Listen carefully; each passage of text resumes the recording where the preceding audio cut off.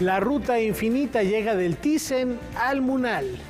Y este martes, una niña irónica, aguda, transgresora, que nunca pierde el sentido del humor, es tema de conversación en la entrevista estelar de la semana. Tenemos esto y mucho más, Rafa. Así es, mi querida Laura, amigos del auditorio, bienvenidos a Noticias 22. Hola, Laura Regis, en la traducción de lenguas de seña mexicana. Y vamos a arrancar ya mañana. Mañana se dará el banderazo de salida para Mondia Cult, pero no solo se trata de romper fronteras geográficas con la cultura. Efectivamente, sino también descubrir idiomas, enlazar de manera particular aquello que está en peligro de desaparecer para evitar que esto ocurra. Vamos a ver. Conocer el estado de las lenguas originarias y lo que se necesita hacer para que no se pierdan son los temas que se abordarán en el Foro Políticas Culturales y Lingüísticas, nuevos paradigmas en el marco del Decenio Internacional de Lenguas Indígenas. La reflexión tiene que ver no solamente con lamentarnos sobre el estado en el que se encuentran nuestras lenguas mexicanas, muchas de ellas están en peligro de extinción, pero buscamos en el foro hacer un énfasis en la reflexión sobre lo que podemos hacer de ahora en adelante para apoyar una sociedad multilingüística, una sociedad multilingüista donde existe el multilingüismo, una sociedad multicultural. El foro, que se realizó en el marco de Mondiacult, busca recordar la importancia de las lenguas originarias en el decenio de las naciones. Es una realidad que uno se sube al metro en la Ciudad de México y escucha las lenguas mexicanas. Uno camina por el Zócalo, uno camina por el eje central y escucha a mexicanos hablando en sus lenguas. El problema es que las políticas lingüísticas en México no reflejan este multilingüismo. Y eso es ahí a donde queremos ir. Porque con políticas claras podemos ayudar a la revitalización de las lenguas que están en peligro de extinción y a validar la lengua o sea, muchos mexicanos tienen su lengua y es paradójico que tengan que aprender otra para entonces ellos crecer académicamente. Haría falta que las políticas educativas reflejaran haría falta que se invirtiera en la educación. El video del foro está disponible en la página del Colegio de México. Noticias 22, Alberto Aranda. Ya que hablamos de esta tradición lingüística, reparemos ahora en aquellos términos que son intraducibles. Dentro de las 68 lenguas originarias en México, existen palabras que no tienen una traducción directa al español. Son expresiones y conceptos que forman parte de una cosmogonía. En homenaje a sus hablantes, artistas urbanos intervinieron 11 de estas palabras a través de la exposición Intraducibles. Nuestra idea principal era poder acercar estos conceptos intraducibles al mayor número de personas posibles, y la parte visual era un gran elemento que teníamos que explotar sin duda.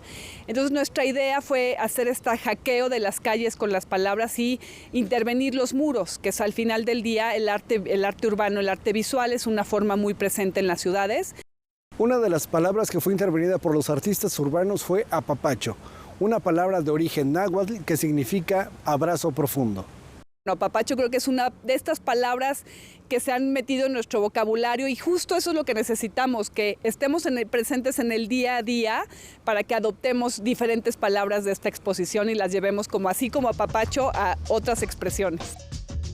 Es una muestra que tiene el objetivo de promover el interés y el respeto por la riqueza cultural y lingüística del país. Es mágico ver cómo las personas se toman fotos, se ríen de las palabras, ven el significado, se interesan, preguntan de dónde es, por dónde vienen. Entonces, esta es justo la idea, que la veamos como con la naturalidad que es y podamos abrazar nuestro lenguaje y nuestra multiculturalidad. Esta exposición está basada en el libro del mismo nombre, que obtuvo el premio Cross Media Award de la Feria Infantil de Bolonia en Italia. El código QR hace este enlace entre el arte urbano, el libro y el libro digital. Intraducibles es una exposición impulsada por Mondiacult 2022, que permanecerá hasta el 27 de noviembre en el Paseo de los Compositores, en la segunda sección de Chapultepec. Noticias 22, Óscar Cortés. Los fantasmones siniestros de Frida Kahlo desatan la polémica, dejaron de existir para ser vendidos como NFT. Vamos a ver.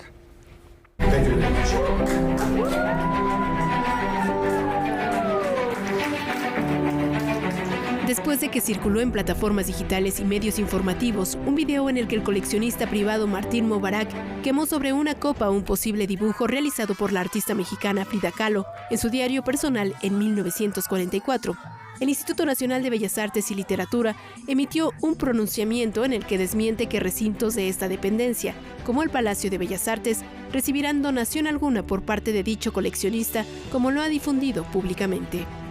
La obra sin título, conocida como Fantasmones Siniestros y valuada en $10 millones, fue supuestamente quemada para convertirla en 10,000 piezas digitales y venderlas en forma de NFT. Al respecto, el INVAL informó que el Banco de México es fiduciario en el Fideicomiso Museos Diego Rivera y Frida Kahlo, en su calidad de titular de los derechos patrimoniales de las obras, y que a la fecha, esta dependencia no ha recibido solicitud y no ha emitido autorización de reproducción sobre la obra referida. De acuerdo con el comunicado, toda la obra de la artista mexicana, incluyendo la de Caballete, gráfica, grabados y documentos técnicos que sean propiedad de la nación o de particulares, fue declarada monumento artístico mediante un decreto publicado en el Diario Oficial de la Federación el 18 de julio de 1984. Por lo que el Instituto, en todo momento, acatará lo establecido en los términos de la Ley Federal sobre Monumentos y Zonas Arqueológicos, Artísticos e Históricos, su reglamento y el decreto.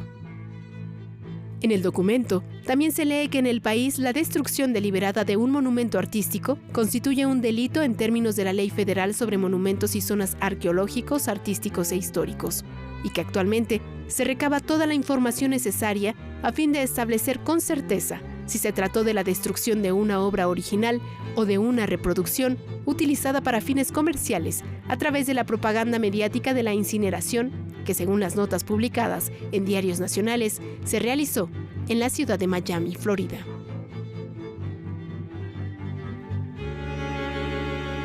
Y les compartimos una mentira que dice la verdad. Prólogos, cartas y conferencias que escribió Juan Rulfo, así como entrevistas que concedió, en total 19 textos, con las fotografías de los documentos históricos, han sido reunidos en una mentira que dice la verdad. La idea de esto era que quedara al lector la certeza de que no son textos que nos hemos inventado, sino que provienen de originales, todos los cuales están en el archivo de la señora Rulfo. Entonces algunos son muy valiosos, son manuscritos. Ordenados de manera cronológica, los escritos van de 1956 a 1985 y habla de temas como la literatura brasileña, ciencia ficción, el mundo intelectual, su decepción de los escritores de la generación de la onda, y se toca el tema de la cordillera. A partir siempre de las palabras del propio Rulfo recogidas en esta compilación, de cuál pudo ser esta novela que no se realizó. Que es una novela, hoy podemos verlo claramente a través de las palabras de Rulfo, que sería de tipo histórico, que ocurre en el siglo XVIII, a finales de la colonia, en la zona entre el norte de Jalisco y el sur de Zacatecas y quizá del vecino estado de Nayarit. Rulfo además muestra su interés por Agustín Yáñez, Carlos Fuentes, Elena Garro, Alejo Carpentier, Fernando del Paso, Rosario Castellanos, Andrés Enestrosa, Clarice Lispector y Günter Grass, entre otros. Y luego tiene otro texto que es inédito, ahí es un manuscrito, el que encontramos que pudo ser una conferencia que leyó ahí, en algún lugar, no sabemos dónde, donde habla de los autores del siglo XX. Y concluye esta sección diciendo que en Brasil tiene particular interés el hecho de que haya una gran cantidad de escritoras de primera magnitud, y las cita todas. Está allí dándole importancia a la literatura escrita por mujeres mucho antes de que esto sea una moda. Y el otro tema que va apareciendo paulatinamente y sería reflejo de su paso por el Instituto Nacional Indigenista es la posibilidad o no de existencia de una literatura indígena. Víctor Jiménez afirma que faltaría por dar a conocer en un volumen los textos históricos y políticos que hizo Juan Rulfo. Por lo pronto, una mentira que dice la verdad ya está en España y llegará a México y el resto de América Latina en noviembre. Noticias 22, Alberto Aranda. Y ahora tomemos la ruta infinita que nos lleva sin escalas de la Ciudad de México hasta Madrid.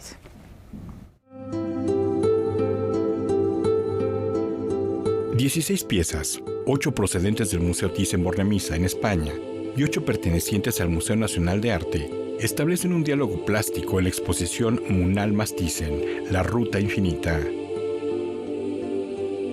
Son 8 piezas que nunca habían salido de España, que nunca habían salido del Museo Thyssen-Bornemisza. Y estoy muy agradecida con su director, con Evelio Acevedo, porque desde el primer momento en que hizo una visita al Munal, quedó deslumbrado por la belleza de nuestras colecciones, por la importancia de ellas. El proyecto mismo de la curaduría que Mar Borovia, del Museo Nacional y un servidor, planteamos para crear paridad, diálogo. No es ver desde América el arte europeo o desde Europa ver el arte novohispano. Es entendernos en pie de igualdad. Es mirarnos en 2 pilares que configuran nuestra identidad nacional. La muestra establece temas, estilos y valores en paralelo a través de piezas como estas de Zurbarán y Correa. Vamos a encontrar paridades entre artistas de la talla de Francisco de Zurbarán y Juan Correa con temáticas de santas del cristianismo. Veremos de la misma manera temas marianos vinculados con la Virgen María, de los pinceles de Bartolomé Esteban Murillo, el gran maestro del barroco sevillano, al lado de nuestro queridísimo José de Ibarra, artista novohispano por derecho propio. La muestra nos lleva a través de más de 450 años de pintura, pasando por el gótico tardío, el renacimiento, el manierismo, el barroco y el romanticismo. La interpretación de un Cristo sufriente de El Greco llega por primera vez a México. El Greco, Doménicos Theotokopoulos, entrará en diálogo con Sebastián López de Arteaga con representaciones de la Vía Crucis o el Camino de la Cruz. Se exhiben también 2 piezas de Francisco de Goya y Lucientes. La primera es un retrato de un colega pintor trabajando en la iglesia de San Antonio de la Florida, en Madrid, y cuyo tratamiento casual contrasta con el cuadro titulado El tío Paquete. Retrata a un ciego, a un hombre que tocaba la guitarra y cantaba, en las afueras de San Felipe el Real, y donde en realidad ahí hay una aproximación psicológica y un compromiso social por la desigualdad, por una España que venía de la intervención o la invasión napoleónica, por una España dolida, por una España de sentimientos patrióticos a flor de piel. La exposición conmemora el 40 aniversario del Museo Nacional de Arte y las 3 décadas de existencia del Museo Thyssen-Bornemisza en Madrid. Munal más Thyssen, La Ruta Infinita, permanecerá en el Munal hasta el 4 de diciembre de 2022. Noticias 22, Víctor Gaspar. Antes de la pausa les platicamos que volvió a suceder. La Galería de Arte Primitivo Howard E. Rose de Nueva York ofrece en línea 152 bienes arqueológicos que forman parte del patrimonio cultural de la nación mexicana. La Secretaría de Cultura y el Instituto Nacional de Antropología e Historia condenaron la subasta y presentaron ya una denuncia ante la Fiscalía General de la República, además de dar aviso a la Secretaría de Relaciones Exteriores y a la Interpol. Con esta información nos vamos a una muy breve pausa.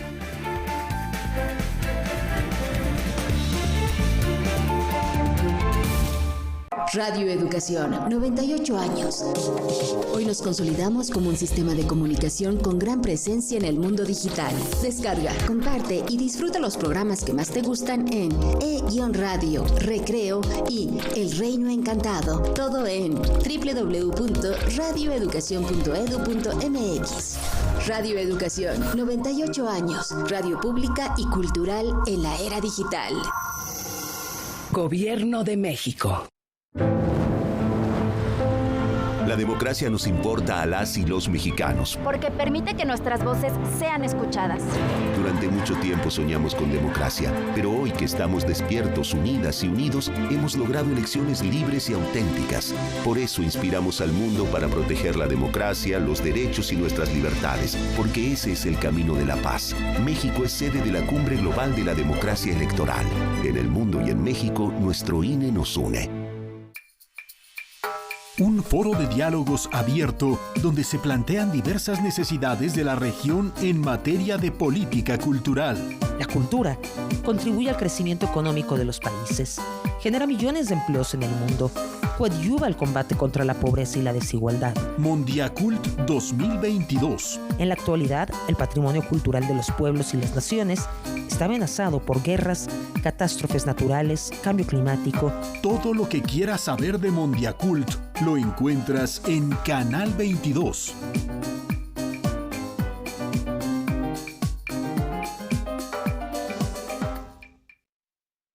Canal 22 presenta los mejores cortos pertenecientes a la 17ª edición del Festival Internacional de Cortometrajes de México. Dos entre muchos. Ya me hicieron la prueba.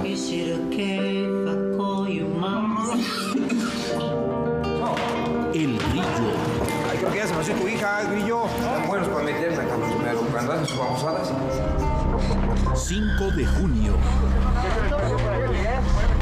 Yo no me sigo saliendo del trabajo. Cállese, echa la cabeza. Victoria. A mí me dicen que tú todo lo puedes, pues entonces concédeme que yo sea un niño. Me sentí culpable de no encajar. Shorts México. Estreno martes 22 horas.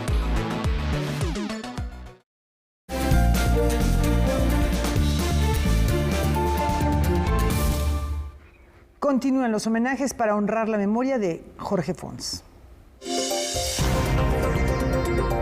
La Universidad Nacional Autónoma de México, a través de la Dirección de Actividades Cinematográficas, rinde homenaje póstumo al cineasta mexicano Jorge Fons, con un ciclo de cine en el que se exhiben algunas de sus películas más emblemáticas. Este tributo es particularmente especial, pues el ganador del Goya, el Oso de Plata y el Premio Ariel en 6 ocasiones se formó en la máxima casa de estudios del país y más de 40 años después recibió de su alma mater la medalla Filmoteca de la UNAM. El maestro Fons es un egresado de las primeras generaciones del Centro Universitario de Estudios Cinematográficos, un hombre que se formó también en esos primeros esfuerzos de formación metódica que tuvo la actuación en México, por ahí trabajando muy de cerca con Sekizano. El ciclo está conformado por películas que repasan casi toda su filmografía, desde su ópera prima El Quelite, pasando por auténticos clásicos de la cinematografía nacional como El Callejón de los Milagros, Los Albañiles y Rojo Amanecer, hasta llegar a su último trabajo, El Atentado. Es un hombre que se mueve justo en esas vanguardias de los 60s y 70s y que además nos deja una obra que empieza desde el andamio cinematográfico un poco, porque fue ayudante de dirección de José Luis Ibáñez. El ciclo de cine In Memoriam a Jorge Fons se llevará a cabo hasta el domingo 9 de octubre en la Sala Julio Bracho del Centro Cultural Universitario. La cartelera completa puede consultarse en el sitio web filmoteca.unam.mx. Con información y texto de César H. Meléndez, Rodrigo Peredo, Noticias 22. Y el equinoccio de otoño ha llegado acompañado de cine hecho en casa. Roma, Italia acoge la tercera muestra de cine mexicano de otoño, un ciclo conformado por 7 largometrajes y 2 programas de cortos. Es un proyecto que nace con el deseo de dar a conocer nuestro cine mexicano, no nada más el que todos conocemos, ¿verdad? Que es de nuestros grandes cineastas que se merecen este éxito tan grande, sino dar a conocer el otro magnífico cine mexicano, el que a lo mejor difícilmente llegaría a salas italianas. Y en este caso, la iniciativa desea apoyar ese cine. Todas las proyecciones se realizan de forma gratuita en la Casa del Cinema de la Villa Borghese. Vamos a empezar con la película de Melissa Elizondo, El Sembrador, esta bellísima ópera prima, es de una egresada del CUEC y nos parece muy valioso que también este cine mexicano emergente se dé a conocer aquí en Italia. También se exhibirá Corazón de Mezquite de Ana Laura Calderón, quien viajará para presentar la película.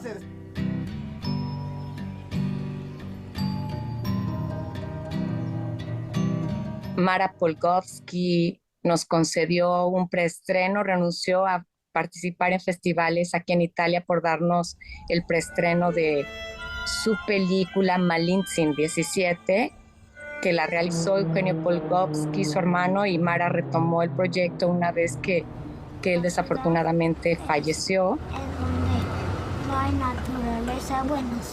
El ciclo lo completa el documental Powwow Noche Blanca, el filme animado Ana y Bruno de Carlos Carrera y 2 películas restauradas por la Filmoteca de la UNAM, El Tren Fantasma de Gabriel García Moreno y 2 monjes de Juan Bustillo Oro. Esta película permitirá conocer al público aquí en Roma la influencia del neorrealismo alemán en el cine mexicano. Esta selección de películas no tiene desperdicio. Brillan por su calidad y originalidad de los temas que abordan. Es muy importante partir de la libertad. Noticias 22, Julio López. El arte y la tradición se conjugan en el Palacio de Bellas Artes. Karen Rivera nos tiene el reporte completo. Adelante. ¿Qué tal? Qué gusto saludarlos desde el Palacio de Bellas Artes, donde se exhibe la muestra Grandes Maestros del Patrimonio Artesanal de México 2022, en la que se pueden observar piezas en miniatura elaboradas con barro natural y piezas de gran formato elaboradas con cera de abejas. Vamos a recorrerla.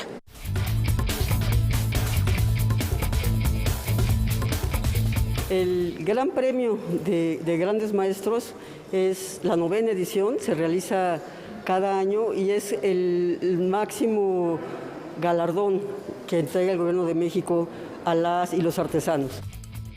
El Salón de Murales del Museo del Palacio de Bellas Artes fue el sitio donde se premió a los ganadores del concurso Grandes Maestros del Patrimonio Artesanal de México 2022. Artesanos consagrados que representaron a 12 estados del país y a 7 comunidades originarias. En esta ocasión, el galardón nacional fue para Marcelino Sánchez de San Luis Potosí por su pieza El nacimiento de la cocina mexicana. Me enfoqué básicamente en hacer un rescate sobre el arte plumaria posterior a la conquista. Toda mi vida la he dedicado a hacer investigaciones acerca del arte plumario. Llevo 35 años haciendo investigaciones. La importancia en el caso del concurso de Grandes Maestros es que no solo se premia al artesano en lo particular, sino que las y los artesanos premiados generalmente crean escuela en cada una de sus comunidades. Las piezas seleccionadas van desde textiles y rebozos trabajados en telar de cintura y con tintes artesanales, hasta obras de barro natural y policromado, joyería e instrumentos musicales, y se exhiben en la muestra homóloga del concurso. Fabriqué una pieza que se llama media guitarra, que es un instrumento con una plantilla de un músico que se llama Juan Polito Baxin, pero lo más importante pues es que utilicé una técnica de un pegamento natural que me enseñó mi maestro don Cirilo, promotor de escena, y es un pegamento a base de la proteína de leche, leche cruda de vaca con limón, con unas gotas de vinagre y finalmente con calidra, que hace que se haga una mezcla que nos sirvió para pegar esta pieza.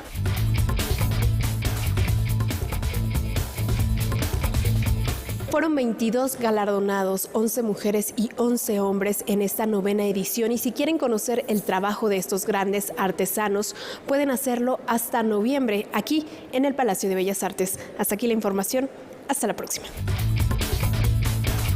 Gracias, Karen. Y les platicamos cómo se perciben los estados del mar desde distintas lentes.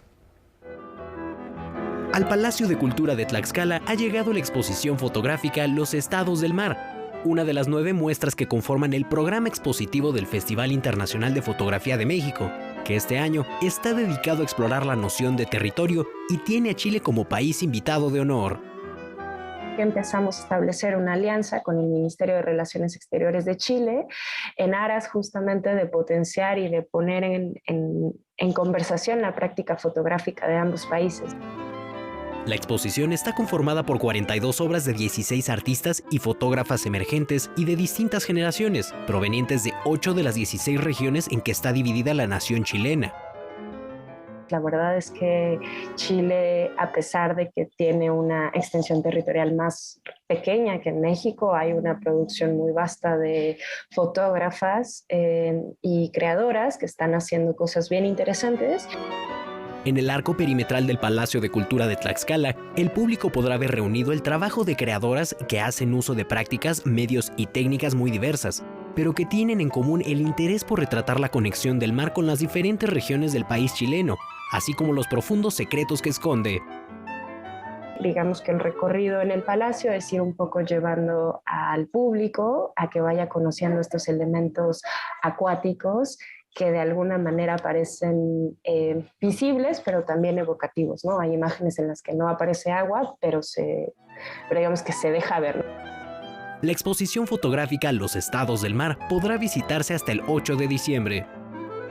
Con información y texto de César H. Meléndez, Rodrigo Peredo, Noticias 22. Las violencias más frecuentes que afectan a las mexicanas es el tema de reflexión esta noche en Zona Violeta.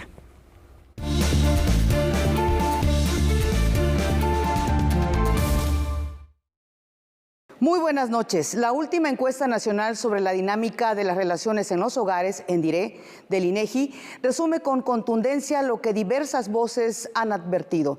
7 de cada 10 mexicanas mayores de 15 años han vivido alguna vez en su vida violencia física, sexual, psicológica, económica y patrimonial. Esta encuesta es el principal referente sobre la violencia que vivimos las mujeres en este país. Y su objetivo, como asegura la presidenta del INEGI, Graciela Márquez, es que sirva para establecer políticas públicas para prevenir y erradicar este problema. Del 2016 al 2021, la violencia de género aumentó un 4% en todo el territorio nacional, en la totalidad de 50.5 millones de mujeres mayores de 15 años. Y aquí los datos más contundentes. 51.6% de las mexicanas dijo haber vivido violencia psicológica, 49.7% violencia sexual, 34.7% violencia física y un 27.4% dijo haber vivido violencia económica o patrimonial. Un fenómeno ocurrió en la pandemia. Además de que aumentó el porcentaje de mujeres afectadas por la violencia, el 85% no denunció a su agresor y no buscó ayuda de alguna institución, lo que según algunos expertos evidencia la normalización de aceptar la violencia y porque la mayoría la sufrió por parte de un compañero o persona cercana. El Estado de México encabeza las cifras de violencia de género con el 78.7%. Le sigue muy de cerca la Ciudad de México con el 76.2% y Zacatecas con 59.3%. Y en último lugar Chiapas, pero con 48.7%, lo que evidencia que la violencia está extendida en toda la geografía mexicana. Lo que muchas y muchos nos preguntamos es, ¿y qué hacer ante estos datos? ¿Se está trabajando en políticas públicas eficaces y expeditas? ¿Se ha focalizado la atención? ¿Qué estamos haciendo las y los ciudadanos de este país contra la violencia de género? Las cifras se olvidan. Muy buenas noches. Preocupante las estadísticas. Gracias, Pati, por esta reflexión. Hoy en Debate 22, para hablar de la historia de la desaparición de Ayotzinapa, acompaña a Gaby Tlaseca, el profesor de la Universidad Pedagógica Nacional, Roberto González Villarreal. No se pierdan esta conversación al término de Noticias 22. Por el pronto, una pausa. Regresamos.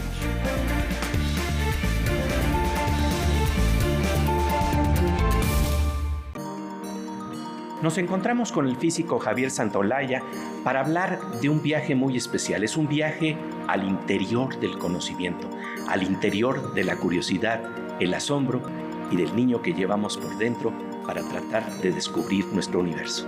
Sí, es un viaje por las emociones, hacia las estrellas, pero también hacia adentro. Así que es un viaje cósmico que seguro que van a encontrar cosas nuevas. Nos vemos aquí en el canal 22 en La Oveja Eléctrica. Martes, 21:30 horas. Un foro de diálogos abierto donde se plantean diversas necesidades de la región en materia de política cultural. La cultura contribuye al crecimiento económico de los países, genera millones de empleos en el mundo, coadyuva al combate contra la pobreza y la desigualdad. Mondiacult 2022. En la actualidad, el patrimonio cultural de los pueblos y las naciones está amenazado por guerras, catástrofes naturales, cambio climático. Todo lo que quieras saber de Mondiacult lo encuentras en Canal 22, del miércoles 28 al viernes 30, 10 horas. Un creador que participó apasionadamente como soldado, militante comunista y artista revolucionario en el espíritu dramático del siglo XX. Por razones ideológicas, Siqueiros nunca se asumió como artista abstracto o surrealista. En estos 2 episodios seguiremos descubriendo la vida y obra de uno de los exponentes más emblemáticos del arte nacional. ¿Quién era David Alfaro Siqueiros? Pinturas apocalípticas, El Coronelazo, en Series Estelares. Nuevos episodios, domingo, 21 horas. Canal 22 presenta los mejores cortos pertenecientes a la 17ª edición del Festival Internacional de Cortometrajes de México. 2 entre muchos. Ya me hicieron la prueba.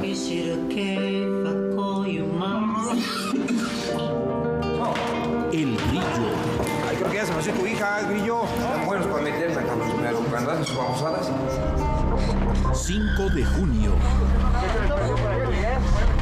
Yo no sigo saliendo del trabajo. Cállese, echa la cabeza. Victoria. A mí me dicen que tú todo lo puedes, pues entonces concédeme que yo sea un niño. Me sentí culpable de no encajar. Shorts México.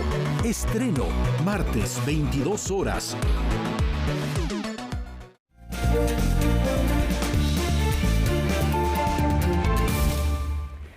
¿Quieren conocer el lugar de la fiesta eterna? Aquí les decimos dónde está. Tuxpan, Jalisco tiene un lema, el pueblo de la fiesta eterna, que hace referencia a la vida cotidiana de este lugar y a las más de 55 festividades al año con las que cuenta. Con este contexto, el fotógrafo Francisco Javier del Viento Silva realizó una investigación en torno a los antecedentes históricos de las prendas de la comunidad, el uso de textiles y materiales y la indumentaria características de las celebraciones. La indumentaria viene a ser parte de toda esta cohesión que muestra la población al momento de vivir sus fiestas. Y es por eso que comienzo a indagar en que no solamente se trata de un rasgo que sobrevive, sino que ha evolucionado y que también históricamente hay algunos estudios que mencionan acerca de la industria textil y del tejido aquí en Tuxpan, Jalisco. Dedicado a la investigación de patrimonio en los últimos 7 años, Francisco del Viento se interesa por entender y compartir las características que identifican al municipio a través de sus ideas religiosas, culturales y sociales, así como a través de sus danzas. Con una minuciosa documentación y un trabajo de campo que incluye entrevistas y registro fotográfico, realizó su proyecto Identidad y Representación Tuxpan, Jalisco, a través de la vestimenta, apoyado por el Programa de Estímulos a la Creación y Desarrollo Artístico. El proyecto consiste en hablar un poco a través de cómo el pueblo se expresa cuando usa la indumentaria típica. A nivel general, los hombres se dice que se visten de calzón blanco, en este caso se refiere como a los indios, ya no en un término despectivo, sino en un término que engloba el orgullo, el sentido de pertenencia de lo que es la población de Tuxpan, Jalisco como pueblo originario. Las mujeres que utilizan la sabanilla, que es una prenda de lana y que arriba lleva un huipil corto que aquí se le nombró jolotón. Se espera que la investigación esté terminada en noviembre y posteriormente se publique en un libro que será gratuito. Noticias 22, Karen Rivera. La plástica mexicana contemporánea dialoga y se reúne alrededor de la obra de Sebastián. Con el propósito de rendirles un homenaje, la Fundación Sebastián ofrecerá exposiciones a 7 artistas mexicanos. ¿Por qué no celebrar y realmente rendir un homenaje en vida a estos grandes maestros de la plástica mexicana y que aún podemos tener la oportunidad de gozarlos? Bajo el nombre de Sebastián y Amigos, cada mes se realizará una retrospectiva con más de 40 obras. Y tenemos las obras de este 29 de septiembre a partir de las 18:30 horas en gran inauguración del maestro Manel Pujol. Posteriormente, en noviembre, le sigue la maestra Marta Chapa, después vendrá el maestro Luis López Loza, después la maestra Esther González, le sigue Guillermo Ceniceros, después Ángela Gurría y terminamos con el maestro Roger von Gunther. Las exposiciones estarán en diálogo permanente con obras de Sebastián.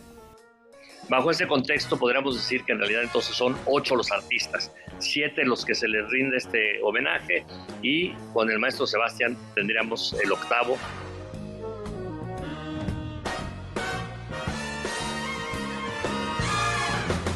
Las muestras se llevarán a cabo a partir del 29 de septiembre en las instalaciones de la Fundación Sebastián.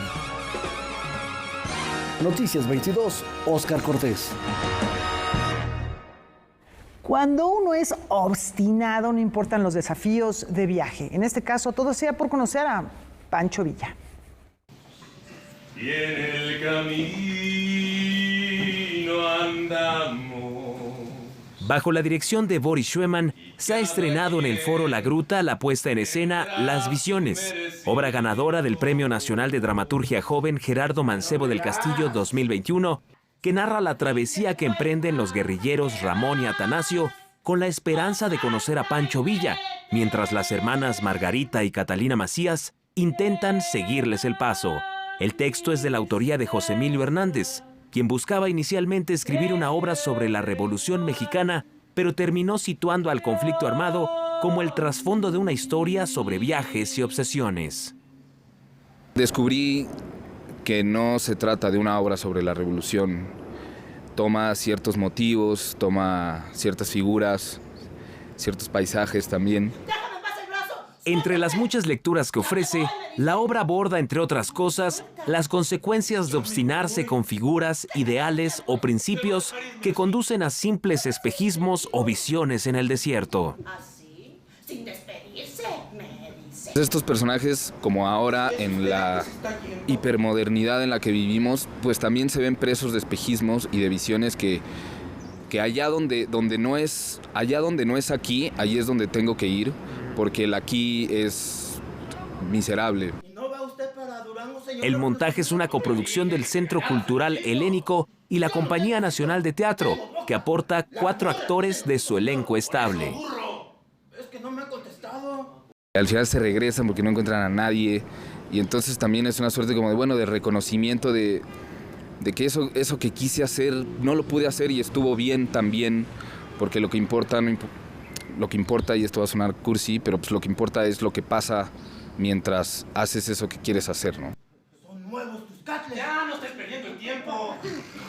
La puesta en escena Las Visiones se presenta en el Foro La Gruta los miércoles a las 8 de la noche. La temporada concluirá hasta el 14 de diciembre.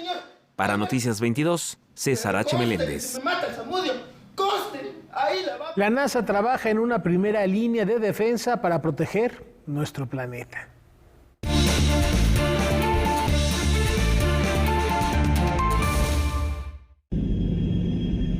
La NASA realizó con éxito la misión espacial DART, la primera cuyo objetivo es proteger a la Tierra de asteroides y evitar futuros impactos que podrían borrar del mapa una ciudad entera.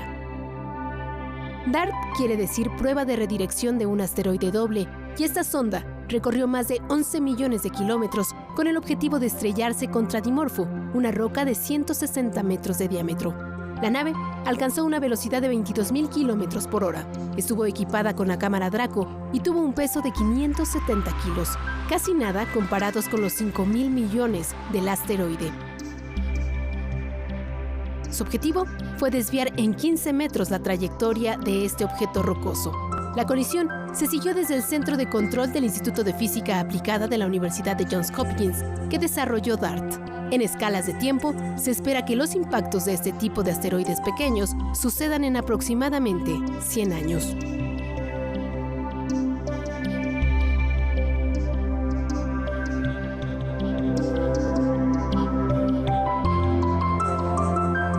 Bueno, y además que Júpiter está en su momento más cercano a la Tierra en 53 años, es correcto, ¿verdad? Eso es lo que anunció la NASA. Entonces, es lo que está anunciando la NASA y lo podemos consultar además en la página de la NASA y podemos ver imágenes. Es fantástico poder acercarse. Sin contaminación lumínica, si el cielo lo permite despejado, se va a ver un espectáculo muy bonito con unas estrellas más brillantes que son Júpiter y Saturno. Ojalá podamos tener la oportunidad de verlo y si no, bueno, pues acudir a las imágenes de la NASA. Y ahora echemos un vistazo a los misterios que celosamente sigue ocultando la ciudad de los dioses. Este año se están conmemorando 3 décadas del proyecto arqueológico La Ventilla, del cual se ha obtenido información clave para comprender los inicios, el auge, el ocaso y la reocupación de la gran urbe mesoamericana de Teotihuacán. Encabezado por el arqueólogo y profesor emérito Rubén Cabrera Castro y un destacado equipo de colaboradores, el proyecto inició curiosamente como un salvamento arqueológico que tenía las semanas contadas. Y lo que fue originalmente un proyecto de salvamento se ha convertido probablemente en el proyecto de investigación de más largo alcance que ha habido en Teotihuacán. Uno de los mayores logros de las excavaciones en La Ventilla es de haber determinado que la sociedad teotihuacana está organizada en barrios. De acuerdo con la doctora Yuli Gazola, quien llegó a Teotihuacán a finales de los años 90 y desde entonces ha realizado una extensa investigación sobre la producción lapidaria del lugar, el barrio La Ventanilla es el conjunto más ilustrativo de un barrio teotihuacano y contiene la secuencia ocupacional más completa de todos los conjuntos que se conocen en la zona arqueológica, desde los tiempos en que el área era utilizada con fines agrícolas hasta la llamada ocupación Coyotlatelco. Con todo y los logros del proyecto, aún faltan infinidad de cosas por descubrir. La parte que se ha explorado de La Ventilla, que es una gran extensión de terreno, se han hecho excavaciones por cerca de exploraciones por más de 30,000 metros cuadrados, aún todavía nos falta mucho, es una mínima parte de lo que fue el barrio. Ni siquiera hemos aún delimitado el barrio de La Ventilla, entonces todavía falta un montón de cosas que excavar. Dentro de poco será presentada la publicación conmemorativa en 2 tomos que recapitula la labor realizada del proyecto La Ventilla. Con información y texto de César H. Meléndez, Rodrigo Peredo, Noticias 22. Momento de hacer una brevísima pausa. Al regresar, enfoques y la visión femenina que tiene Mafalda.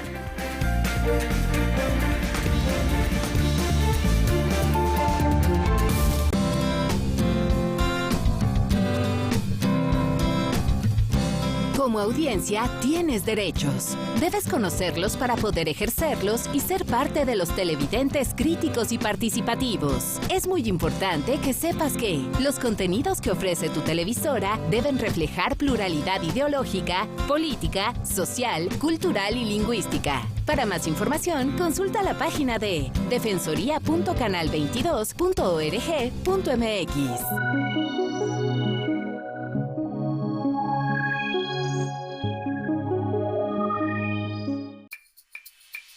Un foro de diálogos abierto donde se plantean diversas necesidades de la región en materia de política cultural.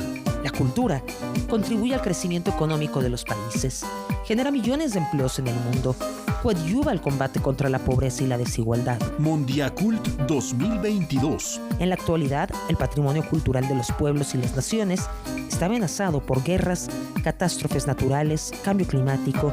Todo lo que quieras saber de Mondiacult lo encuentras en Canal 22.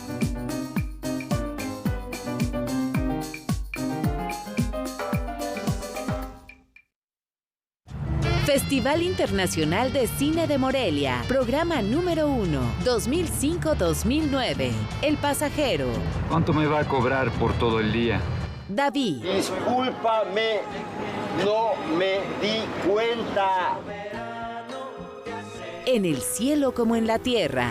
Pareces tanto a tu mamá. Ven conmigo. No me gusta viajar. Peces plátano. Hay que esperar el momento justo para no espantarlos. Julián está bien. Si no, no lo habría dado de alta. Roma. La tarde de sal un tren que va al norte. Con productos aquí. Jacinta.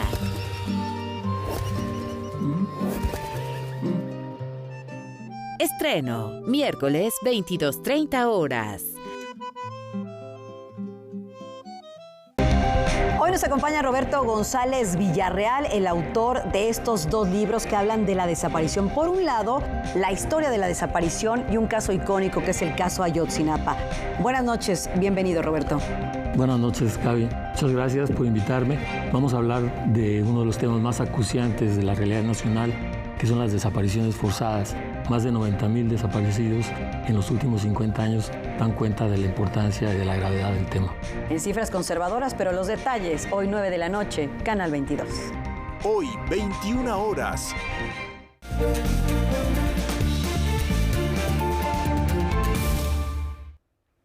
El sueño de una revolución sigue vigente de la mano del legado de Ricardo Flores Magón. El 21 de noviembre de 1922, en una celda en la ciudad de Leavenworth, Kansas, Estados Unidos, falleció Ricardo Flores Magón. Para conmemorar el centenario luctuoso de este escritor, periodista e ideólogo de la Revolución Mexicana, la Secretaría de Cultura, a través del Instituto Nacional de Estudios Históricos de las Revoluciones de México y la Alcaldía Iztapalapa, organizan la exposición Ricardo Flores Magón, Tierra y Libertad, el sueño de una revolución. A principios del siglo XX participó en la oposición política contra Porfirio Díaz, fundando el periódico Regeneración, y posteriormente, ya exiliado en los Estados Unidos, él y otro grupo de revolucionarios funda el Partido Liberal Mexicano en 1905. El Partido Liberal Mexicano tenía como uno de sus principales propósitos organizar una revolución en contra de la dictadura de Porfirio Díaz. Compuesta de 58 imágenes entre grabados y fotografía, la exposición también muestra algunas fichas de detención realizadas en Estados Unidos y donde se muestra a Ricardo Flores Magón de frente y de perfil. Una de las personas más influyentes del proceso revolucionario, él dejó una serie de ideas que inspiraron a una generación bastante amplia de revolucionarios que posteriormente participaron en la Revolución Maderista. Muchos de los cuadros revolucionarios de 1910 habían militado previamente en el Partido Liberal Mexicano y habían leído los textos de Ricardo Flores Magón a través de Regeneración y se habían formado política e ideológicamente a partir de estas ideas. Miguel Ángel Ramírez señala que Ricardo Flores Magón y sus seguidores se consideraban herederos de Juárez y su generación. No obstante, su visión política transitó por varios momentos. Conforme va experimentando una serie de hechos, sobre todo de represión, ¿no? La represión del gobierno de Porfirio Díaz lo orilla a radicalizar su pensamiento. Ya para el segundo periodo de la década de 1910, entre 1906 y 1910, el pensamiento de Ricardo Flores Magón y de sus compañeros va a evolucionar hacia un pensamiento anarquista y libertario. La exposición Ricardo Flores Magón, Tierra y Libertad se presenta en la Galería de las Rejas del Bosque de Chapultepec hasta el 10 de octubre. Noticias 22, Víctor Gaspar. La entrañable Mafalda forma parte de nuestro imaginario colectivo, pero ¿qué opinaba esta niña de lo femenino? Aquí en la Ciudad de México podemos descubrirlo, donde nos platica Laura Barrera con su invitada esta noche en Enfoques.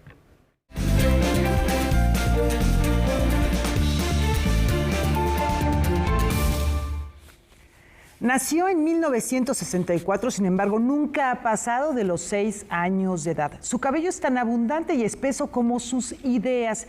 Irónica y aguda, nunca pierde el sentido del humor y con el paso del tiempo parece ser cada vez más certera. Mafalda, Miradas a lo Femenino es una exposición que se presenta en el Museo de las Constituciones. Su directora está aquí con nosotros en Noticias 22, Gabriela Breña, para platicar de esta muestra. Gracias, Gabriela, por estar aquí. por comentarnos sobre esta muestra. Es de verdad un gusto recibirte. Gracias por la invitación. Bueno, por las características que tiene el Museo de las Constituciones de hablarnos del entorno, de la historia, de los derechos humanos, de las garantías que hay en nuestra Carta Magna. ¿Cómo llega esta invitación a Mafalda? ¿Quién la invita? ¿Por qué la invitan al Museo de las Constituciones, Gabriela? Pues como todo en la vida, es una ocurrencia que estuvimos trabajando durante 3 años por los 2 de la pandemia, y la niña nos convenció desde un inicio porque es conocida por el público mexicano, es aceptada, y después de 2 años de encierro teníamos que buscar una manera gentil, amable, graciosa de atraer de nuevo al público al museo. Y qué mejor que esta niña contestataria. ¿Y por qué lo femenino? Pues eso creo que es obvio, porque la cosa está que arde respecto a lo femenino. Y al mismo tiempo que queremos ser agradables y atraer al público de manera gentil, pues tenemos que plantearle cosas importantes.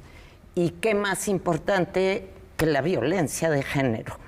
Y por eso Mafalda fue nuestra invitada para reiniciar actividades en el museo después de casi 2 años de estar cerrado. Gabriela, Mafalda es una niña que nos habla de derechos humanos, que hace cuestionamientos sobre el mundo que estamos viviendo. En el caso muy particularmente del asunto femenino, feminista, en los años 60, cuando nace Mafalda, pues está viviendo más o menos una década de que la mujer ya puede votar en gran parte de los países latinoamericanos, pero es un momento también de muchos reclamos, de muchas deudas que sigue habiendo, pero en ese momento se reviven los movimientos feministas en gran parte del mundo, sociales en general, de la juventud. Salvador Lavado Quino, pues yo creo que tuvo una visión muy especial sobre este tema. ¿Tú cómo lo ves? ¿Tú cómo lo lees? Que era un hombre sensible, eso no lo podemos negar, y que se adelantó a su tiempo, porque en los años 60 efectivamente el feminismo iniciaba desde los 50 en Estados Unidos, Europa, pero era más bien un asunto de universidades, de investigación. No era un asunto que comentara la gente en las calles. A 60 años de aquello, ahora sí hablamos en la calle de los derechos de las mujeres. ¿Y qué hizo Mafalda en favor de ello? ¿Qué hizo Quino en favor de ello? Pues fue meterlo a nuestra casa y a la conversación cotidiana de las familias. ¿Qué permitieron las tiras de Mafalda? Que ese asunto de las mujeres que, como dice Mafalda, habíamos jugado, el papel más importante era el trapo que habíamos lavado durante... No era un rol, no era un papel el que habíamos jugado, sino un trapo. Pues Mafalda ayuda a que ese asunto de lo femenino entre a lo cotidiano.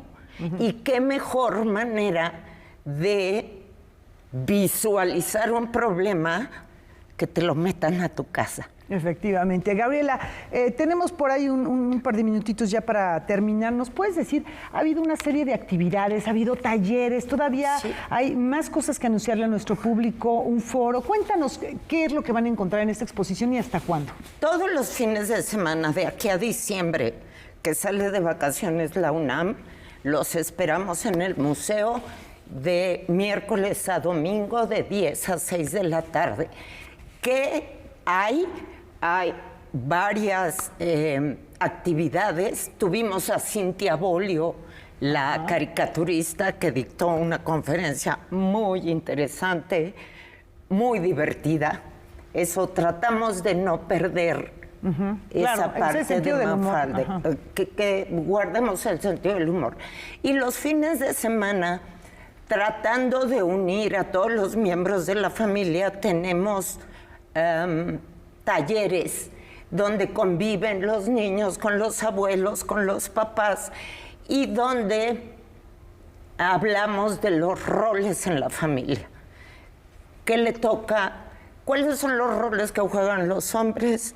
¿Cuáles son los roles que juegan las mujeres? ¿Cuáles son los roles de Manolito? Claro. ¿Cuáles son los roles de Felipito? Y Mafaldita, Susanita y Libertad. No se nos olvida nuestra libertaria de la caricatura. Así que, y de aquí hasta diciembre prometemos, estamos inventando nuevas cosas, porque afortunadamente la respuesta ha sido extraordinaria, más allá de lo que habíamos esperado. Después de estar 2 años con el museo cerrado, estamos recuperando públicos a una velocidad asombrosa. Mi más sentido agradecimiento a Mafalda. Y aquí no. Y que siguen siendo tan vigentes, que siguen siendo motivo de discusión, de diálogo, de una niña que puede ser tan transgresora que no quiere comer sopa, pero que por otro lado piensa en qué será cuando sea grande y dice: yo lo que quiero ser cuando sea grande es ser alguien muy culto, es lo que yo quiero, tener mucha cultura. En fin, todas estas discusiones, estos diálogos que se pueden abrir con los niños, con los jóvenes y con la familia están presentes. Vamos a despedirnos con 3 preguntas, como tú sabes, Gabriela, de respuesta, pero inmediata, una palabrita, lo que te venga a la mente. Viene. Cuando eras niña, ¿qué decías que serías de grande? Ay, yo quería ser arquitecta. ¿Había alguna comida justamente que no te gustara? La sopa la detestaba y mi papá me decía: Mafaldiña, por eso. Y finalmente, ¿algún juego infantil con el que te divirtieras? Ay, el avión. El avión. Bueno, no sé si todavía los niños, las niñas juegan con el avión porque ya no hay tanta actividad física, pero qué bien la pasaba uno, ¿no, Rafa? Hay que darnos una vuelta indiscutiblemente al Museo de las Constituciones, Cerrada del Carmen 31, muy cerca de Plaza de Loreto, ahí en el centro histórico, y celebrar también a Mafalda. Gracias, Gabriela, por acompañarnos. Gracias a ustedes. La nos vemos UNAM mañana. les agradece.